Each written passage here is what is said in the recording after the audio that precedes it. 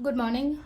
Ngasi se thangja ko. Thangja numit ki card ki message hai petang iminara se ado thangja se keno akhoi gi number ahamba ko number se 93 lere aduga color dana black keno ko hadi akhoi gi purple machu violet machu ga kai ga dumaina shin nabi bai ko aduga ina chak thombo ko pada kitang noma da hayok do basu yawe ko astaw gumba drop ama kai ma dumain taro ko ching chu ko da to bai ko ado questions ama dum like ko tongana di video se maro ge osida dum ai haira ge ko ado hai petang ishalogera natraga hadi keno to hogera ko to keno to biro ko tongana oina hai tar ko sum Saturn gumba week oi ba hai tar ko Saturn week oi ba kai ha ge khoi gi kuthi matam da hadi Shani da sala ye Shani na cha ye chahi asu asu kain live adu gi remedies hoi live budi dum khoiram thoe ko khoina mutang hadi khoiramba khoiramba khotpa adu budi tawre ko hadi every Saturday khoina Shani mandir chala khoiramba ko pa adu dum laire adu chatpa ngam ngam da ba ha ba masu laino ko adu yum da dum tawjaba ya ba kai kai khara su dum laire ko ado ngasai gi Saturn se week oi ba matam da ko khoi da kari effect la ke hai matam da ko thabak inkhang da hai tar ko thabak inkhang da ai pan yam la kani ko mathang da tension gumba yam na la kani ko hadi adagi sum laino ko mi sing sena hadi ai against the oi bagi type ta du main taro mai la ba do khwai ado sum remedies and hara ga khone tawba ya ba se ko hadi khoi gi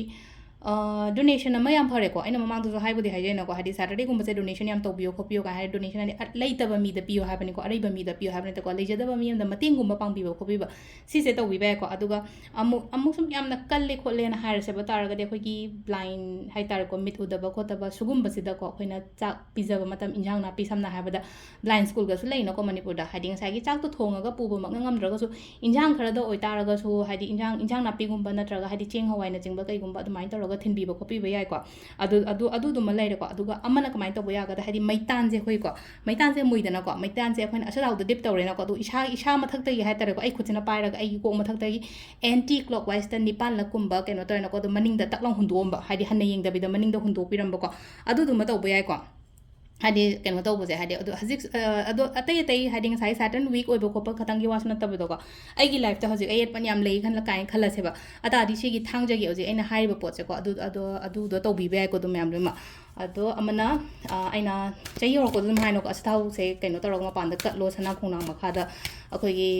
lebaki kambi ma da mai tor astau gum ba ka tho ko to hap to adu dum dum soidana to bi ko hadi sana khonang leite khote hara ko ya ado akhoi gi yum gi konthong gi gate wang ma da kai da mai na kat pi ko adu duma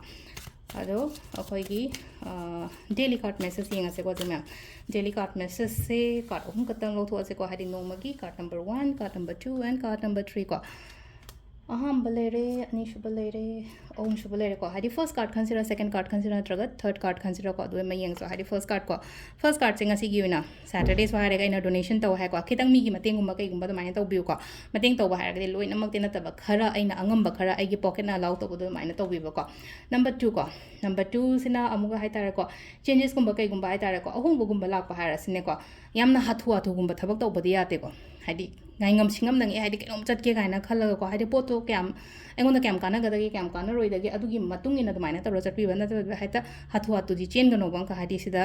mi se yang na chen bagi type tan to ya koina yang chen matam da break fail oi raga ti hadi tui da na ko aduduna ketang adumaina ko aduga number 3 is na ko silai se ko kitang hai tar ko ngasi gi oina hai tar akhang ba hei ban mayam da share to tho adu da na tana leina ko hadi lining ba khot pa hai tar ko hadi believe to bose ishor da like khoram ba haraga ngasai gi mayam ama pochai langa khotlan ta ba hadi khoi aina free obi matam ama da ningjang bi ba hai tar ko shor se adu maina ma leire duga ai lari hai na khala se ai subject kai ka adu maina hai na khala tar ga aina hai ri ba poto mingon da share to ba aina khang ba poche mingon da share to ngasai aina hai go hadi Saturday numit ta hadi ayuk ta si to na hai na ko